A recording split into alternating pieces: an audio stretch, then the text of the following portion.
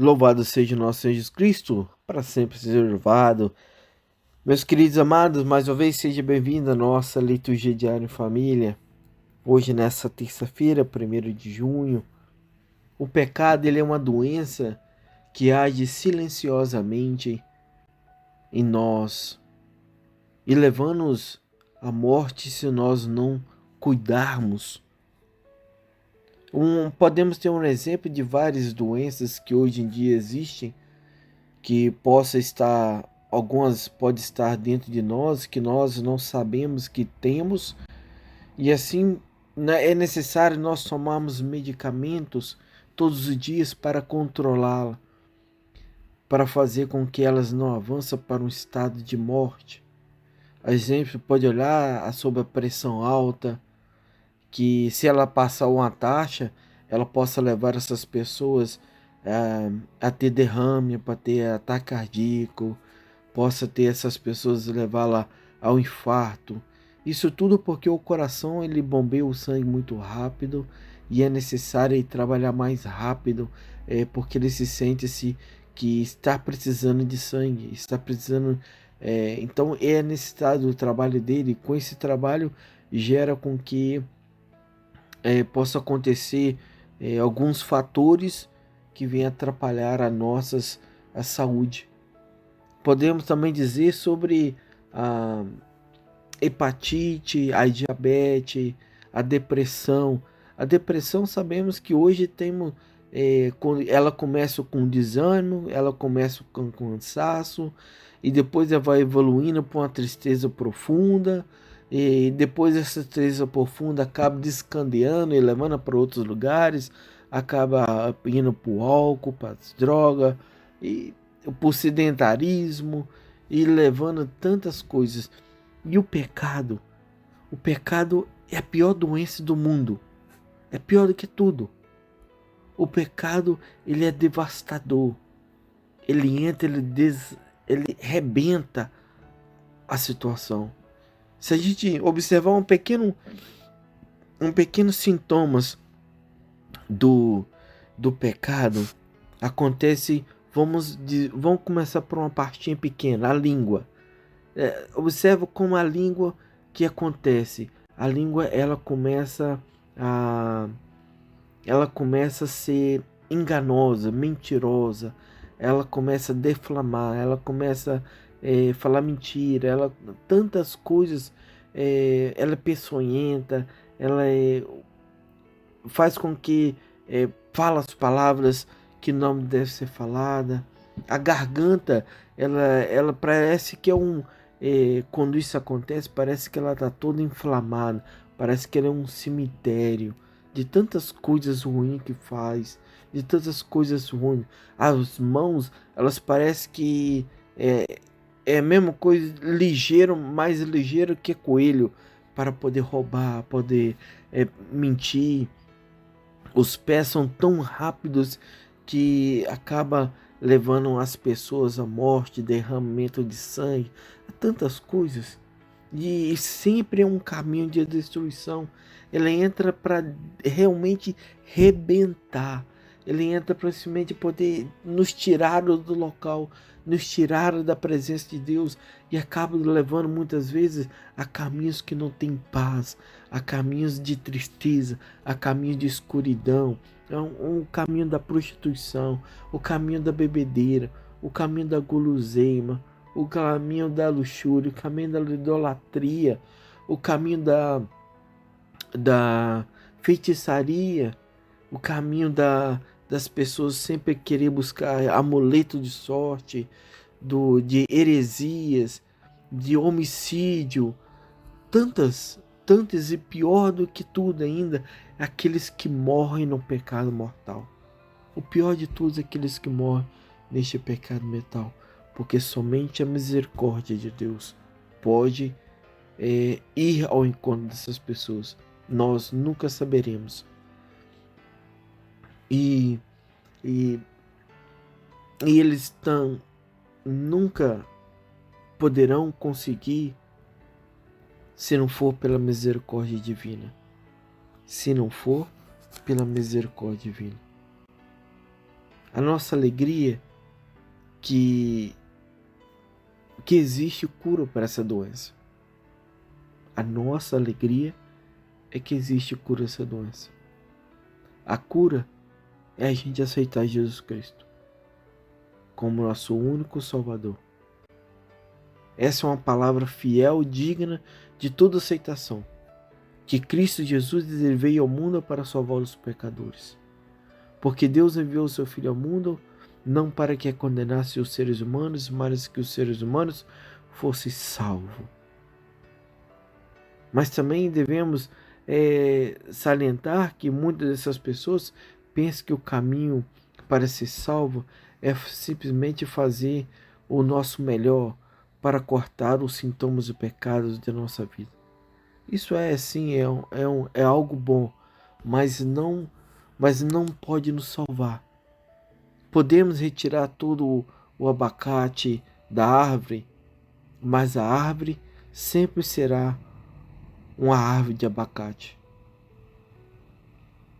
Assim, nós iremos a ir às confissões, ir participar da missa, ir lendo as palavras e principalmente aceitar o amor de Deus em nossos corações.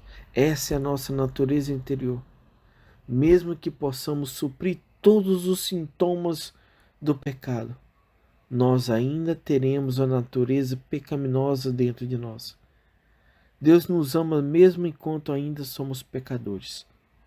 Este é o motivo secreto que implica porque a salvação vinda de Deus por meio de Jesus Cristo é tão prática e realmente funciona. Quando confessamos os nossos pecados, quando praticamos os ensinamentos de Cristo, nós estamos tomando o nosso medicamento contra o pecado. Nós tomamos esse medicamento para que ele não se alastre, para que ele continue controlado, até o dia em que nós nunca mais precisaremos tomar esses medicamentos. É o dia que nós estaremos na presença de Deus. Assim, meus queridos amados e irmãos em Cristo, queremos agradecer a cada um de vocês que estão conosco, nos ajudando com as leituras, com as reflexões. Neste momento, nas nossas orações, possamos então olhar para Deus e assim dizermos: Pai amado, queremos lhe agradecer por mais uma chance de nos redimir, de que precisamos de Ti, ó Pai amado. Obrigado, Senhor Deus, nós te agradecemos, ó Pai, misericordioso. Ilumina-nos, fortalece-nos com o vosso Espírito Santo, para que possamos permanecer firmes na fé, firmes na esperança, e que quando o sofrimento, a solidão, o peso da vida, o cansaço nos oprimirem, ó Pai, ensina-nos a deixarmos ser conduzidos por Ti, a unirmos mais fortemente a Ti, sem fazermos pergunta, sem exigirmos explicação. Somente podemos, ó Pai amado, somente ter a alegria e o poder de Te louvar, Te bendizer e Te agradecer. Assim, ó Pai amado, lhe pedimos em nome de Jesus Cristo. Amém. Leitura do livro de Tobias. Eu, Tobit, na noite de Pentecostes, depois de ter sepultado um morto, tomei banho, entrei no pátio de minha casa e deitei-me junto à parede do pátio, deixando o rosto descoberto por causa do calor. Não sabia que na parede, por cima de mim, havia pardais aninhados. Seu excremento quente caiu nos meus olhos e provocou manchas brancas. Fui procurar os médicos para me tratarem. Quanto mais remédios me aplicavam, mais meus olhos se obscureciam com as manchas, até que fiquei completamente cego. Durante 4 anos estive privado da vista. Todos os meus irmãos se afligiram por minha causa.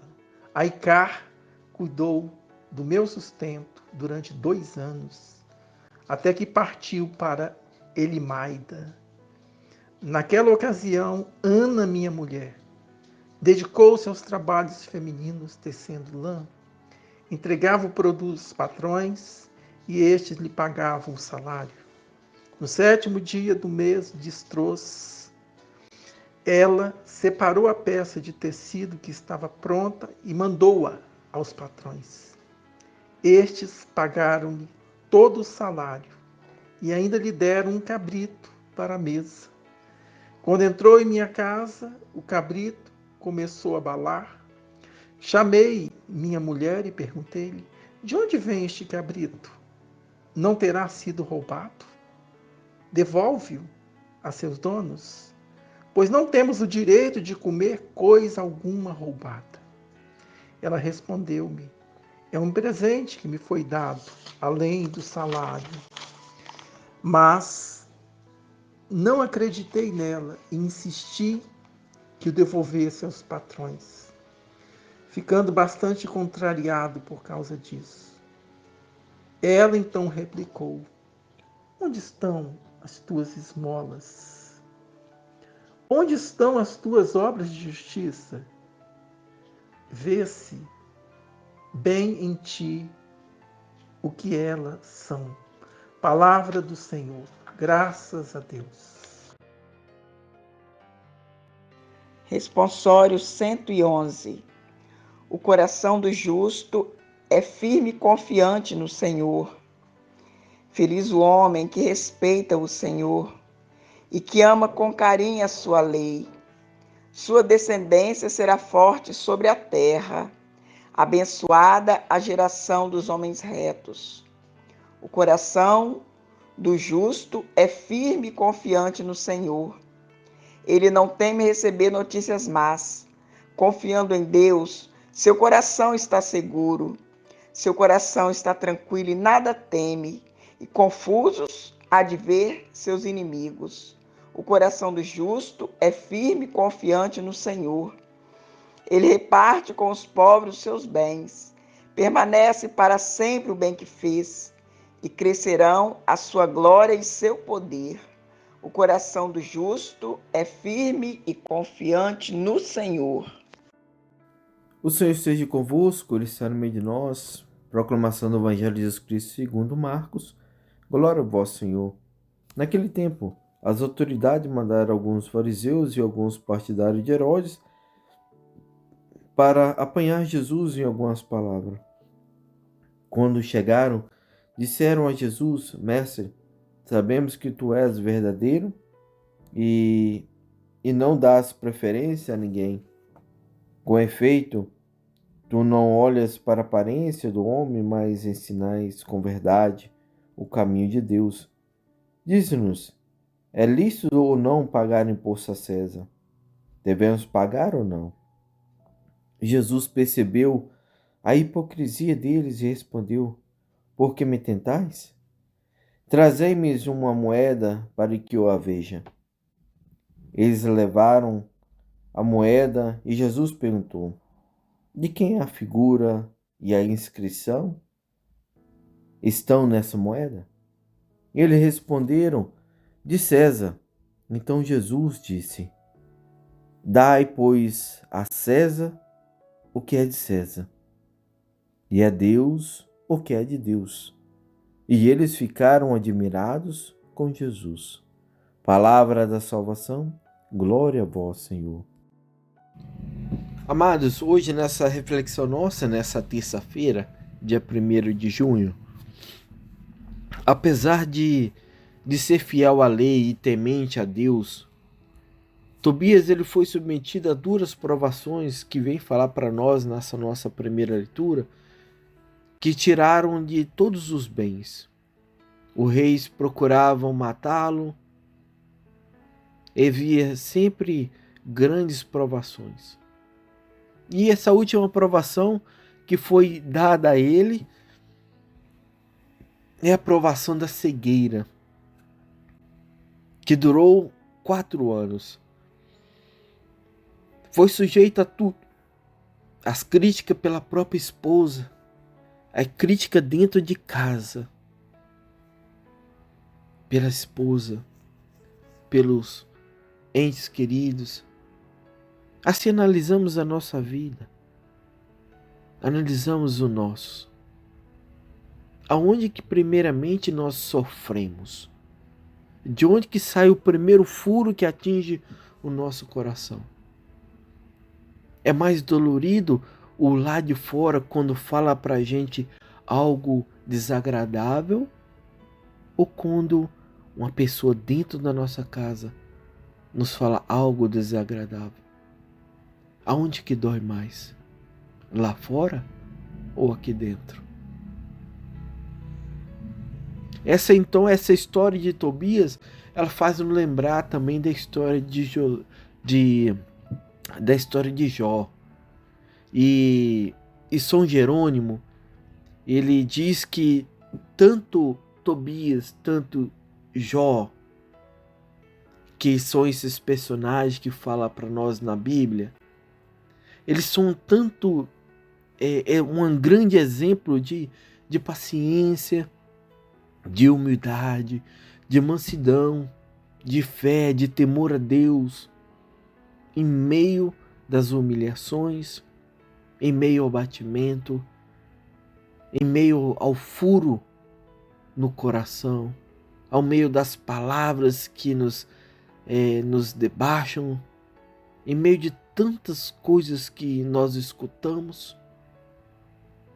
Eles são exemplos que dado para nós, para que nós possamos olharmos e assim recuperar a fé, reanimar em Cristo. Sim, é somente com Cristo que nós conseguimos nos redimir da situação na qual nós encontramos. É triste quando nós levamos pancada nas costas dos nossos, mas com Cristo nós viremos para a frente, nós viramos para o nosso irmão e dizemos que Deus Pai possa te abençoar. E assim nós devemos fazer sempre. Então, frequentemente, isto acontece com todas as pessoas que são justos, que é necessário levar as provações. A dor da desgraça, junta-se a solidão, surgem as tentações. Então podemos nos perguntar, será que é inútil ser fiel a Deus? Será que é melhor viver no mundo? Será que é melhor viver as coisas do mundo? Será que é melhor viver o que o mundo fala do que os ensinamentos de Cristo, os ensinamentos de Deus? Pois os amigos que temos, que deveriam nos apoiar, deveriam nos incentivar, não deveriam nos mostrar fidelidade a Deus, eles são um dos primeiros a colocar contra nós. Pensamos que as pessoas mais próximas, pessoas que vivem dentro dos nossos locais, parentes, filhos, esposa, eles são os primeiros a abandonar o barco. Mas é neste momento que nós verificamos a solidez da nossa fé. É a força da paciência. A paciência é essa virtude da rocha, que pode ser pisada, pode ser martelada, mas não se deixa modificar. Ela não quebra, ela mantém-se intacta. É assim a fé de Tobias, que nos impressiona e com sua atitude de um homem fervoroso, que atingido pela cegueira, ele agradece a Deus todos os dias de sua vida. E essa é a atitude do verdadeiro amor na provação. Essa é a atitude do verdadeiro Filho de Deus na provação. Em vez de se escandalizar com Deus, em vez de reclamar com Deus, em vez de falar tantas coisas ruins com Deus, ele continua a dar graça, ele continua a bendizer, ele continua a louvar a Deus, porque sabe que o Senhor nunca irá o abandonar, porque ele sabe que o Senhor não o abandonará e continuará enchendo-os de bens, continuará enchendo eles de glória, continuará enchendo eles de amor, de fé, de cuidado, de carinho e tantas outras coisas necessárias para que ele possa continuar vivendo aqui neste mundo até o dia que nós então encontrarmos Deus face a face. Quantas vezes vemos à nossas voltas pessoas tão boas que sofrem duramente? Quantas vezes nós mesmos mergulhamos nessa dor? Diante das nossas reações de murmurações, de revolta, diante dos nossos gritos de desânimo, de angústia, diante do vacilar da nossa fé, Dessa forma, a resposta de Tobias é um tapa em nossa cara. E este tapa é para acordarmos. Este tapa é para nós levantarmos. Este tapa é para nós erguermos, para sairmos deste caminho escuro, dessa escuridão, dessa cegueira que não irá nos levar a lugar nenhum. E no Evangelho nós vemos essa figura de Tobias em Jesus Cristo, pois os fariseus eles queriam colocar Jesus em uma armadilha para que ele ficasse mal visto pela autoridade romana e pela multidão. Mas Jesus ele evita essa armadilha e aproveita a ocasião da armadilha para oferecer um importante ensinamento para a vida cristã. Dai a César o que é de César e a Deus o que é de Deus. A religião e o Estado não se opõem, nem se colocam no mesmo nível. Uma pessoa que é fiel, ama e tem temor a Deus. Ele não aceita, ele não retira o direito de Estado de seu filho. Não, ele não retira. Mas ele obedece, porque a lei é feita para obedecer. E o cristão, ele mais uma vez ele diz, eu obedeço a Deus, primeiramente. Primeiramente eu obedeço a Deus, mas eu respeito os seres humanos. Primeiramente eu obedeço a Deus, mas eu respeito os seres humanos. Porque toda autoridade humana tem a sua raiz em Deus. Este é o princípio. Este é o princípio. Este é o princípio. Primeiro, obedecemos a Deus. Essa é a origem da liberdade de consciência. Essa é a origem do livre-arbítrio. O que afasta os seres humanos do poder do pecado, que leva a reconhecer o Espírito Santo que guia a igreja e também guia o Estado, também guia os governantes, também guia todas as pessoas, mas basta essas pessoas aceitarem ser guiadas pelo Espírito Santo. E assim, amados irmãos em Cristo, pedimos a presença do Espírito Santo para que Ele venha nos guiar todo dia nas nossas vidas, para que possamos primeiro obedecer a Deus e assim respeitar a lei humana. Com a misericórdia de Deus, com o amor de Maria, que Deus Pai Todo-Poderoso derrama sobre nós a sua bênção. Em nome do Pai, do Filho e do Espírito Santo. Amém.